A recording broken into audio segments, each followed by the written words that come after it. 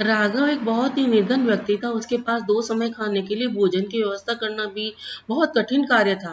वह भोजन की आशा में ठाकुर जी के एक बड़े मंदिर के बाहर जाकर बैठ जाता और हर आने जाने वालों से भोजन की आशा रखता। मंदिर में आने वाले श्रद्धालुओं से उनको जो भी भोजन मिल जाता था, उसको खाकर संतुष्ट रहता था। उससे अधिक की उसने कभी कामना नहीं की थी। पेट भरने लायक भोजन मिल जाए, बस उतने में ही संतुष्ट रहता था। निर्धन था, किंतु हृदय में बहुत दयालु था। उसका यही प्रयास रहता था कि यदि किसी को उसकी आवश्यकता है तो उसकी सहायता अवश्य करेगा। किंतु हमारा समाज ही ऐसा है जिसको निर्धन तो कभी मनुष्य माना ही नहीं जाता है। उसकी सहायता लेना तो दूर, कोई उसको अपने पास भी नहीं आने देता। किंतु राघव अपनी धुन में मस्त रहता था।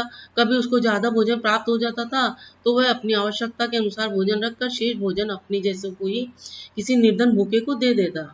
कई बार ऐसा भी होता कि उसको सारे दिन थोड़ा सा भी भोजन नहीं मिल पाता, वह उस दिन भूखा ही रह जाता, किंतु किसी के प्रति मन में कोई मैल नहीं रखता था। एक दिन ठाकुर जी के मंदिर में एक बहुत ही बड़े संत दर्शन करने के लिए पहुंचे। स्वभाववश राघव ने संत से भी भोजन की अपेक्षा रखी। अतः समृद्ध और संपन्न व्यक्ति थे संत।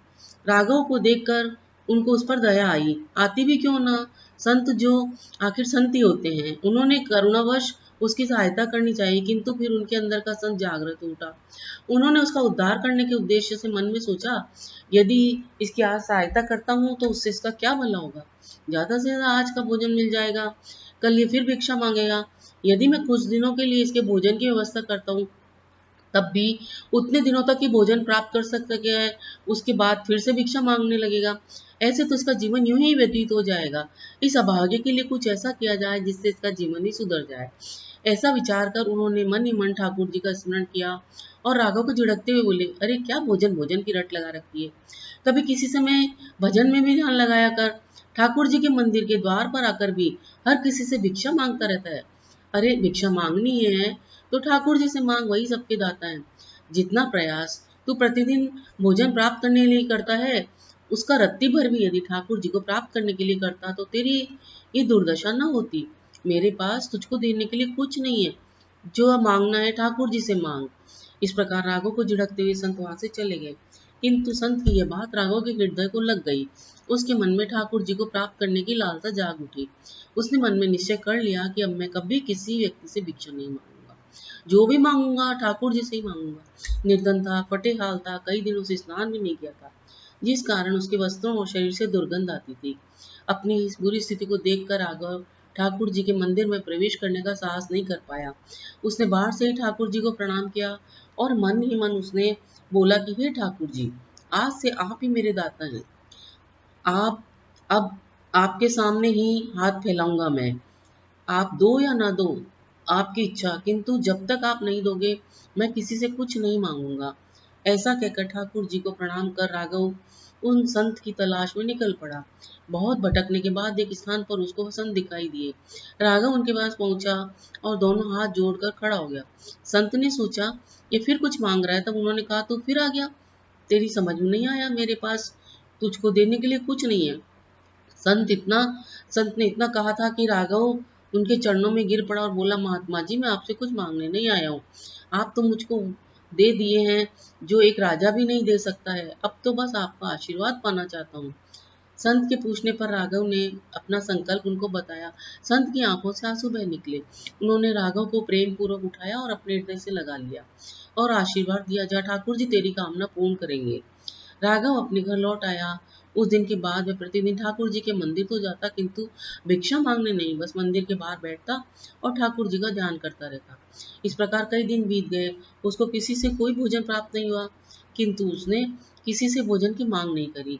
4-5 दिन जब भूखे रहते हुए व्यतीत हो गए, तब राघव ने सोचा कि मैंने ठाकुर जी को कभी कुछ अर्पित नहीं करा है, लेकिन उनसे हमेशा मांगता ही रहा हूँ। शायद इसी कारण वे मुझे दया नहीं कर रहे हैं मेरे पर। किंतु वह निर्धन जिसके पास भोजन के लिए भी कुछ नहीं था, भला ठाकुर जी को क्या अर्पित करता। तब उसने विचार किया कि क्यों न ठाकुर जी को फूलों की माला ही अर्पित कर दूं, कुछ तो दे ही दूं। ऐसा विचार करके चला मंदिर की ओर, किंतु वह माला भी कहाँ से लाता, उसके लिए भी धन की आवश्यकता पड़ती। धन उसके पास था नहीं। उसने विचार किया कि फूल बेचने वाले के पास जाता हूँ, शायद वो एक माला ही दे दे। किंतु राघव फूल बेचने वाले की दुकान पर पहुंचा, किंतु तभी उसको स्मरण हुआ कि उसने किसी से कुछ न मांगने का संकल्प लिया हुआ है। अब क्या करे? सोच विचार कर ही रहा था कि उसकी दृष्टि दुकान के कोने पर पड़ी, जहाँ दुकानदार ने पुरानी मुरझाई मालाएं डाल दी थी। राघव को और कुछ नहीं सूझा, उसने उन मुरझाई मालाओं में से एक माला उठा ली और चल दिया ठाकुर जी के मंदिर की ओर। आज उसके कदमों में विचित्र तेजी थी, एक विश्वास और उत्साह था, किंतु उसका उत्साह क्षण मात्र में विलीन हो गया। जैसे ही वह मंदिर की सीढ़ियों पर चढ़ने लगा, मंदिर के सेवादारों ने उसको रोक दिया। उसकी बहुत मिन्नतें करने पर भी कहा कि उसको ठाकुर जी का दर्शन करने दो, मैं उनको यह फूलों की माला अर्पित करने आया हूँ। माला देखकर सेवादार हंसने लगे, उन्होंने उसका उपहास उड़ाया। ये सब चल ही रहा था, तभी मंदिर के मुख्य पुजारी यहाँ पहुंचे। शोर शराबा सुनकर उन्होंने सेवादारों से कारण पूछा, तो उन्होंने सब बात बता दी। मुख्य पुजारी भी राघव और उसकी माला को देखकर मुस्कुराए और बोले, जाकर भिक्षा मांग, यहाँ तेरा क्या काम? उन्होंने सेवादारों से कहा, इसको यहाँ से हटाओ, आने जाने वालों को परेशानी हो रही है। सेवादारों ने उसको वहां से चले जाने को कहा। हताश राघव ने मन ही मन ठाकुर जी का स्मरण किया और कहा कि हे ठाकुर जी, मैं आपके कैसे दर्शन को आऊं? अब आप ही दया कीजिए, मैं स्वयं तो आपको माला अर्पित कर नहीं पाया, आप ही इसको स्वीकार कीजिए। ऐसा कहकर राघव ने वह मुरझाई हुई माला मंदिर की सीढ़ियों पर ही रख दी और चला गया। राघव को ऐसा करते देख मुख्य पुजारी ने घृणा से सेवादारों को कहा, इस माला को यहाँ से हटाओ। सेवादारों ने मुख्य पुजारी के सामने ही माला उठाकर पास की झाड़ियों में डाल दी। इस सारे घटनाक्रम के बाद जब मुख्य पुजारी ने मंदिर में ठाकुर जी के भवन में प्रवेश किया, तो वो विचित्र सा कोलाहल था, जिसे देखकर पुजारी जी ने अन्य सेवादारों से उसका कारण पूछा। तो सभी ने एक साथ ठाकुर जी के श्री विग्रह की ओर संकेत करके कहा कि ठाकुर जी के गले में पड़ी सभी मालाएं एक क्षण में सूख गई हैं। मुख्य पुजारी जी ने ठाकुर जी की ओर देखा तो यह सत्य था। ठाकुर जी के गले में पड़ी हुई सभी फूल मालाएं ऐसी प्रतीत हो रही थी मानो कई दिनों से पुराने सूखे फूलों की हो। सभी लोग बोले कि यह सभी मालाएं कुछ क्षण पूर्व एकदम ताजी थी और अपनी सुगंध फैला रही थी, किंतु ना जाने क्या हुआ, अचानक ही सब सूख गई। मुख्य पुजारी को बहुत ही आश्चर्य हुआ। उन्होंने सेवादारों से नई मालाएं लाने को कहा। तुरंत ही नई मालाएं, ताजी मालाएं आ गई। पुजारी जी ने जैसे ही वे मालाएं ठाकुर जी के गले में पहनाई, तुरंत ही वे मालाएं भी पहले की तरह मुरझा गई, सूख गई। अब सब लोग बहुत चिंतित हुए। सभी के मन में एक ही विचार आया कि कहीं ना कहीं किसी से कोई बड़ा अपराध हुआ है, जिस कारण ये सब हो रहा है। सभी लोग विचार विमर्श कर ही रहे थे कि तभी मुख्य पुजारी की दृष्टि ठाकुर जी के चरणों में पड़ी एक मुरझाई हुई माला पर पड़ी। वह माला मुरझाई अवश्य थी, किंतु सूखी हुई नहीं थी। उसमें से भीनी भीनी सुगंध भी आ रही थी। उस माला को देखते ही पुजारी जी के मुख से अचानक निकला, अरे ये क्या, ये यहाँ कैसे? उन्होंने देखा कि वही माला थी जो राघव मंदिर की सीढ़ियों पर छोड़ कर गया था। मुख्य पुजारी जी तुरंत ही मंदिर के बाहर की ओर भागे। अन्य लोग भी उनके पीछे पीछे गए, परंतु किसी को समझ नहीं आया कि पुजारी जी अचानक बाहर क्यों भाग रहे हैं। सीढ़ियों के पास पहुंचकर पुजारी जी ने सेवादार से कहा, जरा उस माला को देखो जो राघव यहाँ डालकर गया था। सेवादारों ने झाड़ियों में उस माला को बहुत तलाश किया, किंतु वह वहां नहीं मिली। अब मुख्य पुजारी जी की समझ में आ गया कि उनसे बड़ा अपराध हो गया है। उन्होंने सारी बातें अन्य लोगों को बताई और कहा, जैसे भी वो राघव को ढूंढ कर लाओ। बहुत ढूंढने के बाद आखिर एक स्थान पर राघव बैठा मिला। वह ठाकुर जी के ध्यान में मगन भजन गाने में मस्त था। उसने देखा कि उसके चारों ओर बहुत से लोग एकत्रित हैं। उसने पूछा, क्यों भाई, क्या बात हो गई?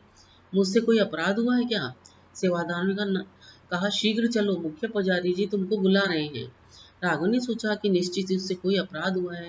वह डरता हुआ ठाकुर जी को याद करता हुआ सेवादारों के साथ चल दिया। जैसे ही वे लोग मंदिर पहुंचे, पुजारी जी दौड़कर राघव के पास पहुंचे और उसके चरणों में गिर पड़े। राघव अचानक हुई इस घटना से हचकचाकर पीछे हट गया। उसकी समझ में नहीं आया कि ये क्या हो रहा है। तब पुजारी जी ने राघव को समस्त घटना बताई और उससे अपने अपराध के लिए क्षमा मांगी और कहा कि हम सब ने तुमको पहचानने में बहुत बड़ी भूल कर दी। तुम तो ठाकुर जी के लाडले हो, ठाकुर जी रुष्ट हो गए हैं, अब तुम ही उनको मनाओ। यह सुनकर राघव को बहुत संकोच हुआ, उसकी आंखों में आंसू बह निकले, किंतु वह मंदिर में प्रवेश करने का साहस नहीं कर पा रहा था। इस घटना की चर्चा समस्त नगर में अग्नि के समान फैल चुकी थी। उन संत के कानों में भी इसकी भनक पड़ी। हुए तुरंत ही मंदिर की ओर चल दिए। वहां पहुंचकर संत ने राघव से कहा, राघव, संकोच क्यों करते हो? ठाकुर जी ने तुमको पुकारा है। यह तुम्हारी भक्ति और निष्ठा का ही फल है। जाओ और ठाकुर जी का अभिनंदन करो। राघव संत के पैरों में गिर पड़ा। उसकी आंखों में आंसू रुकने का नाम नहीं ले रहे थे। संत ने राघव को प्रेम पूर्वक उठाया और उसको लेकर भगवान के भवन की ओर बढ़े। पीछे पीछे सभी लोग चले। भवन में पहुंचकर संत ने राघव को फूलों की माला देते हुए कहा, राघव, ठाकुर जी के गले में सूखी मालाएं उचित नहीं है।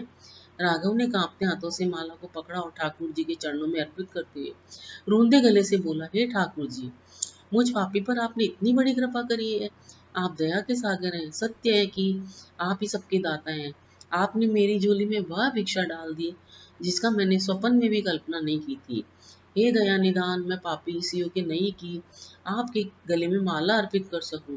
मुझको तो आप अपने चरणों में ही रहने दें और इस माला को स्वीकार कीजिए।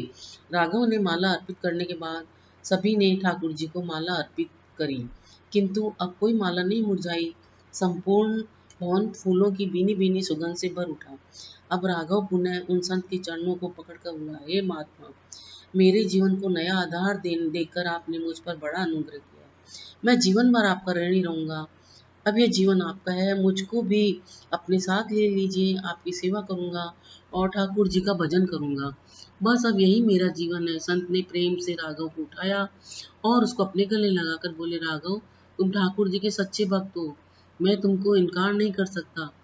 राघव संत के साथ रहने लगा। मंदिर में ठाकुर जी की सेवा का कार्य भी राघव को सौंप दिया गया। अब उसको भिक्षा मांगने की आवश्यकता नहीं रही। ठाकुर जी ने उसको इतना दिया कि वह दूसरे भूखों को पेट भरने लगा था। अब संत राघव बन चुका था वह। अगर आपको ये मेरी कहानी अच्छी लगी हो तो कृपया वीडियो को लाइक और सब्सक्राइब करना ना भूलें। धन्यवाद।